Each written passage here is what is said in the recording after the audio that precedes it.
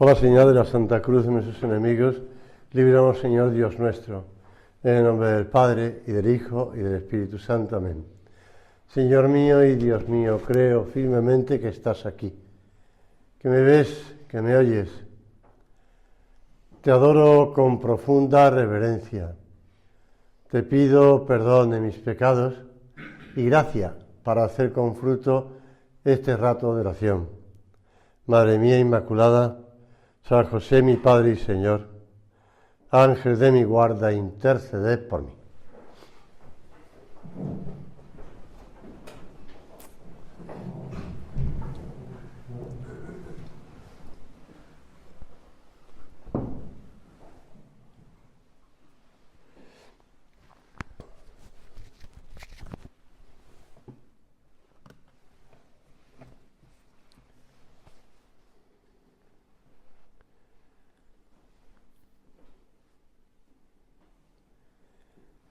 Lo confesamos en el credo. Resucitó al tercer día según las Escrituras y subió al cielo y está sentado a la derecha del Padre. El hombre por sí mismo no es capaz de descubrir y penetrar en la naturaleza de este hecho irrepetible. Solo una revelación de Dios posibilita el conocimiento humano. Como dice el libro de los Hechos de los Apóstoles, pero Dios lo resucitó al tercer día y le concedió la gracia de manifestarse, no a todo el pueblo, sino a los testigos designados por Dios. A nosotros, que hemos comido y bebido con Él después de su resurrección de entre los muertos. La resurrección es algo porque además es la resurrección de Cristo, ¿no? Que con la muerte se separa el alma del cuerpo, pero es la propia persona, la segunda persona de la Santísima Trinidad, la que después, al tercer día, los vuelve a unir. La persona del Verbo encarnado vuelve a unirlo. Y es así como las mujeres tuvieron noticia de la resurrección de Jesús, por medio del mensaje del ángel, cuando entraron en el sepulcro, o como Pedro y Juan reconocieron el hecho prodigioso que había ocurrido en la tumba al acordarse del anuncio realizado por Jesús. Por tanto, ¿en qué consiste la resurrección de Jesús? Es una cosa que voy más o menos siguiendo algunas ideas de un libro que estuve leyendo este verano, publicado por un profesor de Madrid, de la Universidad de San Dámaso. Está recién publicado. Y él va estudiando los distintos evangelios, lo que narran los distintos evangelios. Ya el Papa Benedicto XVI, en ese libro suyo de Jesús de Nazaret, en el tercer tomo, donde habla de la aparición de las mujeres, etc., va también explicando lo mismo. ¿En qué consiste la resurrección de Jesús? No se descubre con los medios del conocimiento natural. Es algo que pertenece a la esfera de Dios, si quieres, y solo puede ser conocido por testimonio y acogido por la fe. Es testimonio de alguien que te dice, oye, ha resucitado.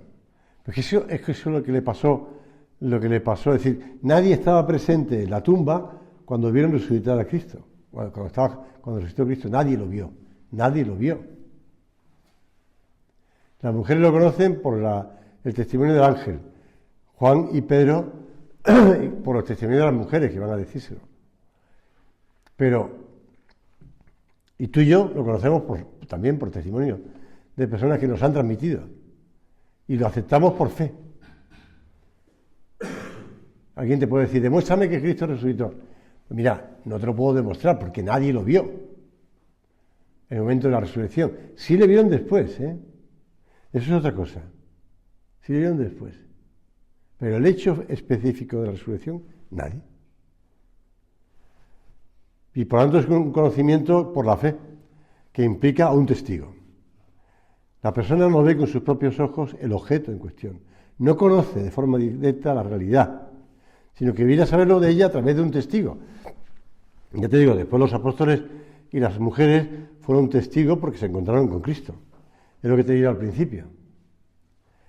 La persona sí adquiere un conocimiento cierto, un saber real sobre un hecho acaecido a través de otra persona que se lo testimonia. Las mujeres que hallaron el sepulcro vacío conocieron el suceso extraordinario a través del mensaje de los ángeles. Los apóstoles, encontrando y conviviendo con el Señor después de su resurrección, y nosotros, ¿cómo conocemos la resurrección de Cristo? Por el testimonio de la Iglesia. Por el testimonio de la Iglesia. Así es que hemos conocido la resurrección de Cristo del modo más real posible, que es por testimonio de otras personas. Ese testimonio que se ha ido traduciendo de generación en generación. Nadie, a lo largo del tiempo ha habido gente que lo ha negado.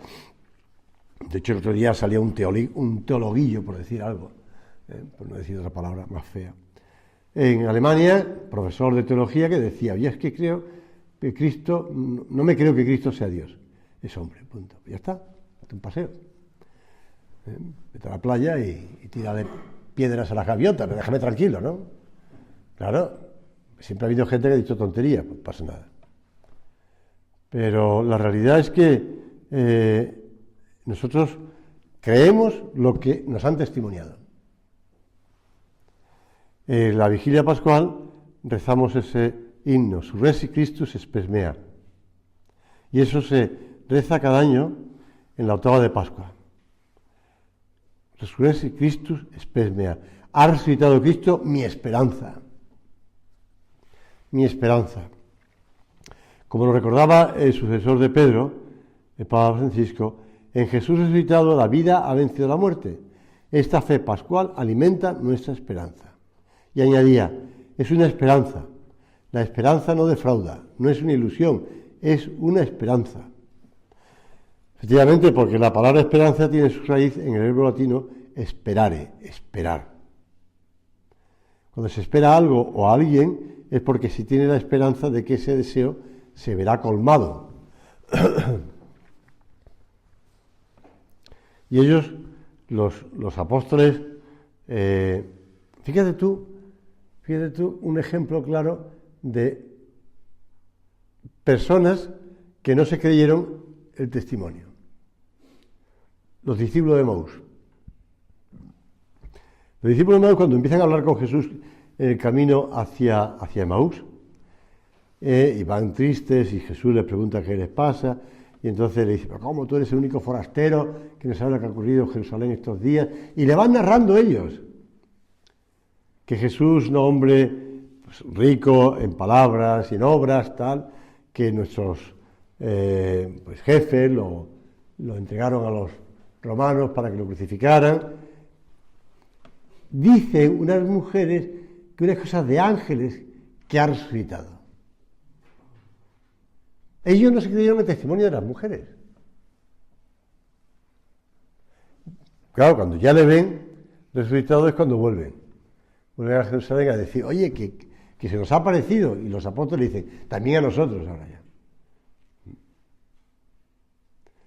Señor, te pido que también nosotros hagamos ese acto de fe. Yo creo en la resurrección de Cristo. Yo creo en tu resurrección. Y que además el Padre te ha glorificado a su diestra. Y que vendrás al final de los siglos a manifestarte de nuevo a todos. Y esas personas que han creído por testimonio de otros, le verán. Y los que no lo han creído, también le verán. Por eso, mi esperanza, si quieres, espero, pues con esa seguridad, con esa certeza.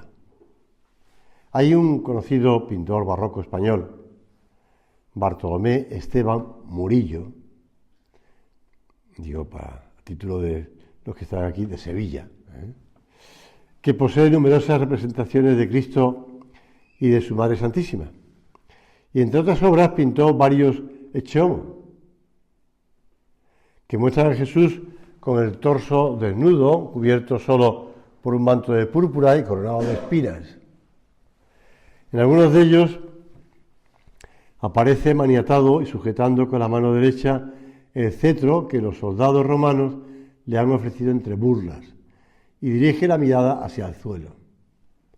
Es una mirada de compasión y de ternura, y así en silencio soporta los ultrajes y afrentas. Cuando se contempla esa representación del Señor, no resulta extraño que muchos, en vez de llamarle Ecce Homo, o Ecce Homo, se refieren a el Cristo de la paciencia. Quizá lo que más nos hace temer es un futuro incierto. Después de las pandemias, de las guerras, de estos desastres naturales que hemos estado viviendo.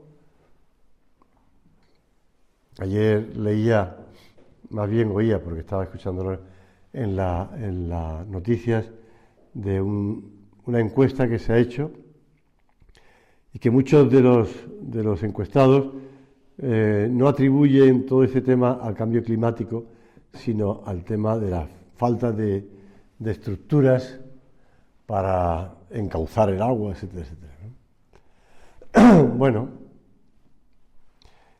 no le echemos la culpa, yo no digo que no exista cambio climático, no le echemos la culpa al cambio climático, ni le echemos la culpa a las guerras, ni a la pandemia, porque nos hace temer ese futuro incierto, pero no es así. Porque pase lo que pase, nosotros confiamos en que Cristo ha resucitado y que no es vana nuestra fe.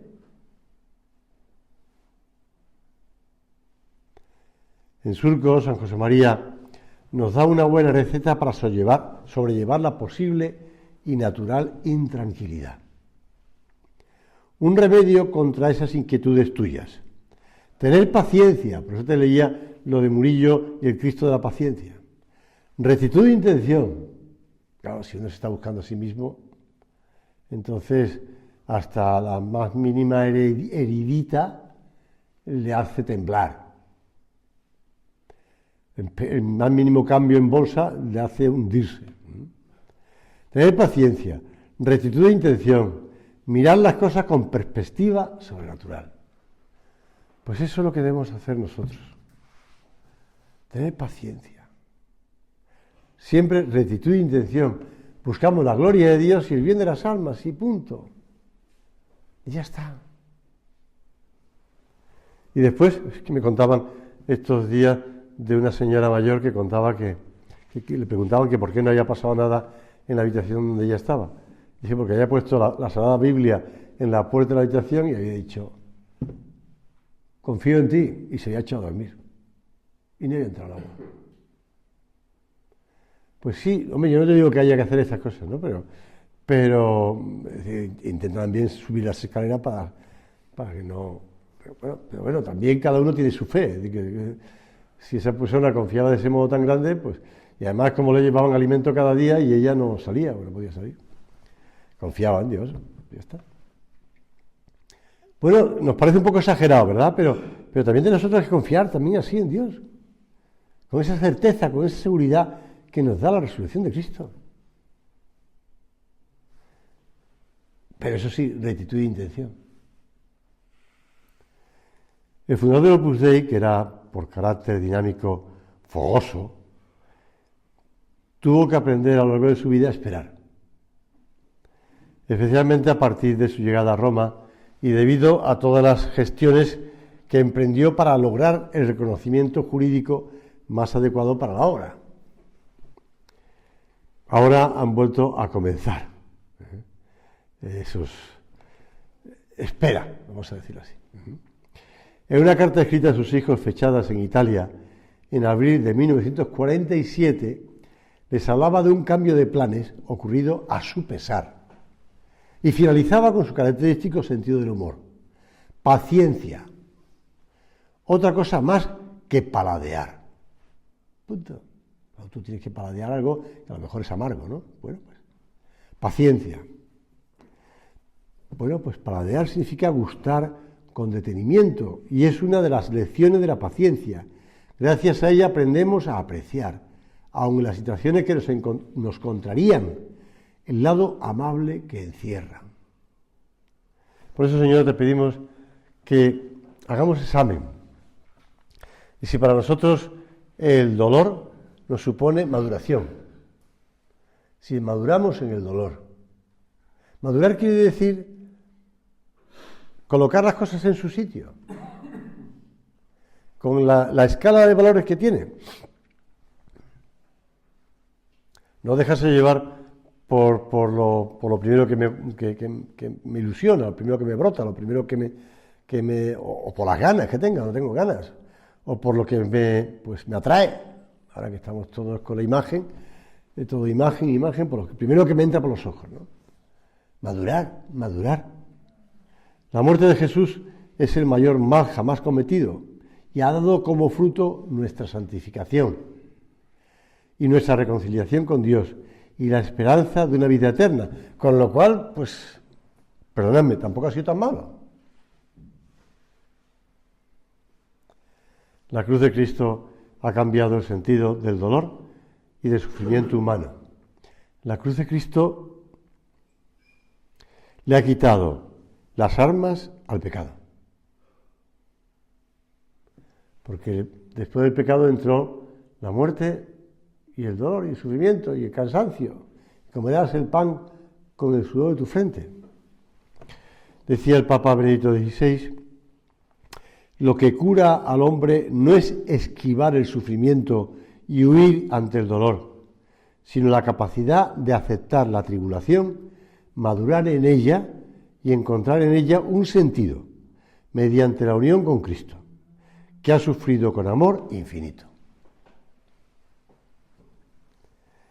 Pues eso, afrontar estas situaciones con un sí en los labios es camino de purificación y maduración, un camino de esperanza. Señor, estamos aquí contigo, porque creemos que tú estás ahí en el sagrario. Te lo he dicho al empezar este rato de oración. Creo firmemente que estás aquí. San José María compuso esta oración y en cierta ocasión le preguntaron, estando en Santiago de Compostela, que, bueno, pues fue en verano a Santiago de Compostela y a rezar ante la tumba del apóstol, aunque parece que no entró. Pero bueno, porque el año santo hay mucha gente y no quería tampoco. Pero ya había estado, el año 38 estuvo allí ganando el jubileo, por ejemplo. Pues en la tertulia, en el Colegio Mayor La Estila, donde yo he vivido años, pues le preguntaron, los que estaban allí en el curso de verano, por el sentido de esta oración, que es habitual rezar en la obra al comenzar la oración. Creo obviamente que estás aquí, que me ves, que me oyes. Y él fue desgranándola.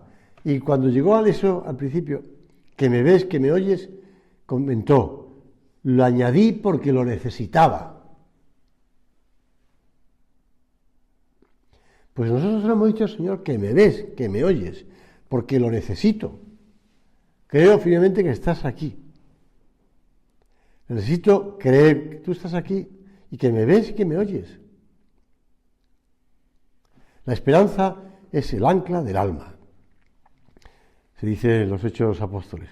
Por eso cuando tú veas, la primera vez que lo vi fue en un Belén, en un nacimiento de Navidad de esto, que fue una composición que es una persona de una asociación belenista, con unas figuras que teníamos y tal, y puso un añadido, que era al lado de un pastor mayor y un niño pastor, pues había un ancla. Y me quedé sorprendido. Un ancla, será por el tema del lago de Genesaret y la pesca, pero claro, un ancla grande. Y entonces, claro, tiene razón, la esperanza es el ancla del alma. A ella corresponde el anhelo de felicidad puesto por Dios en el corazón del hombre.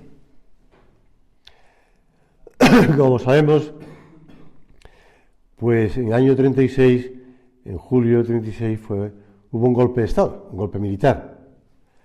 El 17 de julio, un día antes del golpe militar que llevó consigo la guerra civil, Muñoz Seca, Pedro Muñoz Seca, se encontraba en Barcelona, aunque él no es catalán, él es andaluz, pero bueno, aunque vive mucho también en Madrid, pero bueno, el puerto de Santa María, etc. Pues Pedro Muñoz Seca se encontraba en Barcelona por el estreno de La tonta del rizo, una de sus obras. Por la mañana fue detenido por las milicias anarcosindicalistas por sus ideas monárquicas y católicas. Trasladado a Madrid, donde ingresó en la recién creada cárcel de San Antón, en esas escuelas espías de San Antón que la convirtieron en penal, y su esposa, que había sido arrestada con él en la ciudad condal, fue puesta en libertad porque era ciudadana cubana. El 28 de noviembre fue fusilado en Paracuellos del Jarama. Se cuenta que antes de morir quiso hacer honor a su profesión de humorista. Y dijo: podéis quitarme mi hacienda, mi patria, mi fortuna, e incluso, como estáis a hacer, mi vida. Pero hay una cosa que no podéis quitarme: el miedo que tengo ahora mismo.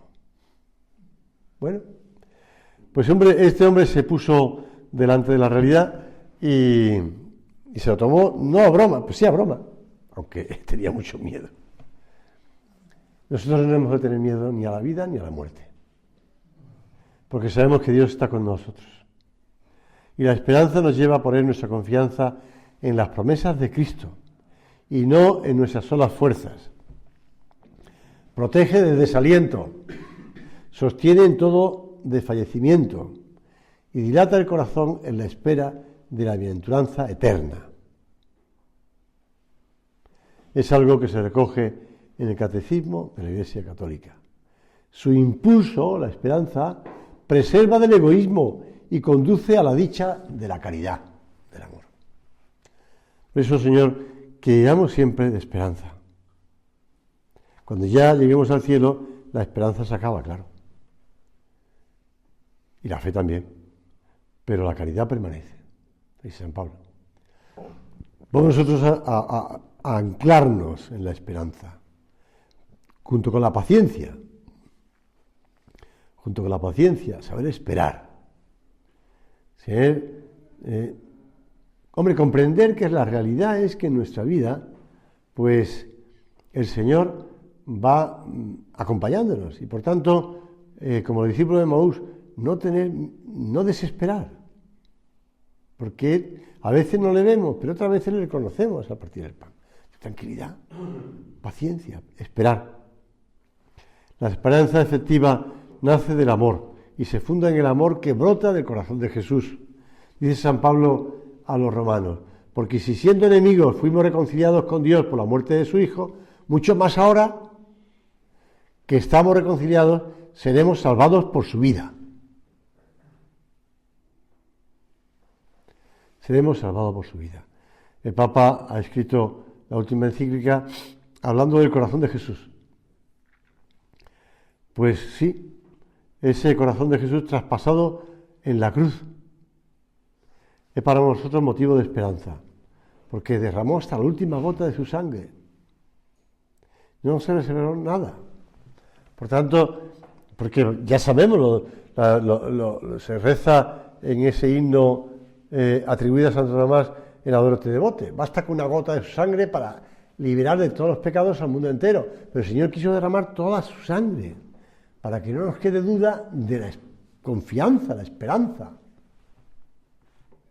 No se reservó nada por ti.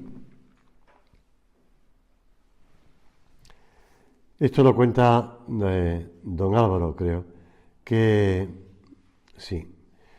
Bueno, pues me acordé de un obispo francés a quien San José María trató bastante durante las sesiones del último concilio. Por aquella época invitó a muchos prelados a comer en casa, y entre ellos era un modo también de dar a conocer pues el Opus Dei, etc. Y como estaban todos en Roma por el tema de las sesiones del concilio, pues... Y entre ellos se encontraba Monseñor Flissin, obispo de Saint-Claude, una diócesis pequeña del sur de Francia, junto a la frontera suiza. Cuando falleció San José María, Monseñor Frisén preparó un escrito lleno de admiración por el cariño con que le había tratado. Entre otras cosas decía: de mí no podía esperar nada. La amistad que Monseñor Escrivá me ofreció era gratuita. ¿Y en qué consiste una amistad gratuita? En darnos sin esperar nada. Pues sí, darnos sin esperar nada. Y añade don Álvaro: durante tantos años, y así lo permitió Dios, nuestro padre sufría porque algunos eclesiásticos no terminaban de comprender la obra, y paladeaba entonces una copla de su tierra. Es el más lindo querer, el querer sin esperanza. Yo te quiero y nada espero, mira si te quiero bien. La amistad consiste en darse, hijos míos, añadía. Y leyendo los apuntes íntimos, esto es don Álvaro todo, leyendo los apuntes íntimos de San José María durante los años 30 y 40, asombra conocer la cantidad de favores que hacía a sus amigos. Era la suya una amistad gratuita, porque nacía del amor a Dios. La gente se daba cuenta, abría su corazón, y nuestro Padre podía poner en las almas el bálsamo de la palabra de Dios. Esto lo contaba don Álvaro en unos países de América. La esperanza cristiana, que de hecho no engaña ni defrauda, porque está fundada en la certeza de que nada ni nadie podrá separarnos nunca del amor de Dios. Lo dice San Pablo: ¿quién podrá entonces separarnos del amor de Cristo? Las tribulaciones, las angustias, la persecución, el hambre, la desnudez, los peligros, la espada. En todo esto tenemos una amplia victoria gracias a aquel que nos amó. Señor, confío en ti, o en vos confío, decíamos antes. En vos confío. Yo confío en ti, Señor. Y me hace confiar en ti la certeza de tu resurrección, porque he oído y he recibido el testimonio de la resurrección. Y por tanto, los apóstoles también tuvieron que esperar para, después de que vieron la ascensión de Cristo a los cielos, los ángeles les espabilaron: varones de Galilea, ¿qué hacéis mirando al cielo? ¿Qué hacéis ahí, embobados? Ese que habéis visto subir a los cielos, lo veréis. Claro que lo vieron. Lo vieron cuando ellos también subieron al cielo, en alma. Y también lo veremos todos, pero también lo veremos al final de los tiempos. Y la esperanza nos hace capaces de logros increíbles, pues con ella podemos sobrellevar las mayores pruebas e incluso sorprender a Dios. Charles Péguy, un poeta francés de inicios del siglo XX, en un poemario dedicado precisamente a esta virtud, habla de la fe y de la caridad, pero dedica sobre todo a la virtud de la esperanza. Entonces, el autor realiza, Péguy, un elogio de la esperanza y pone en labios del Creador los siguientes versos. La esperanza, dice Dios, sí que me sorprende. A mí mismo, a Dios, sí que es sorprendente. Que esos pobres niños vean cómo pasa todo eso y crean que mañana irá mejor.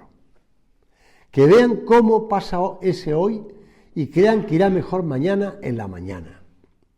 Sí que es sorprendente y seguro la más grande maravilla de nuestra gracia. Y yo mismo, dice Dios, me quedo sorprendido. Esto está publicado en Pórtico del Misterio de la Segunda Virtud. Es un canto a la esperanza precioso. Lo que pasa es que no he querido leer todo porque es muy largo. Sabemos que el silencio del sepulcro no puede tener la última palabra.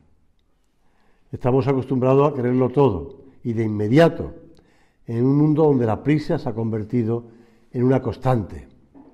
Ya no se tiene tiempo para encontrarse y a menudo incluso en la familia se vuelve difícil reunirse y conversar con tranquilidad. La paciencia ha sido relegada por la prisa. Pues nosotros esperamos, con paciencia, con amor. La era del Internet no nos agobia, al contrario. Vamos nosotros a apoyarnos en Nuestra Señora de la Esperanza, la Virgen Santísima. La esperanza que vale, creer contra toda esperanza, dice San Pablo en la carta a los romanos. Madre nuestra, decía San José María en Forja, nuestra esperanza, qué seguros estamos pegaditos a ti, aunque todo se bambolee.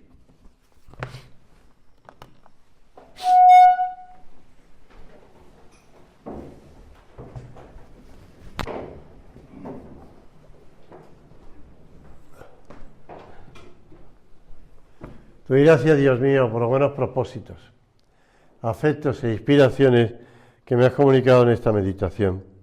Te pido ayuda para ponerlos por obra. Madre mía Inmaculada, San José, mi Padre y Señor, Ángel de mi guarda, interceded por mí.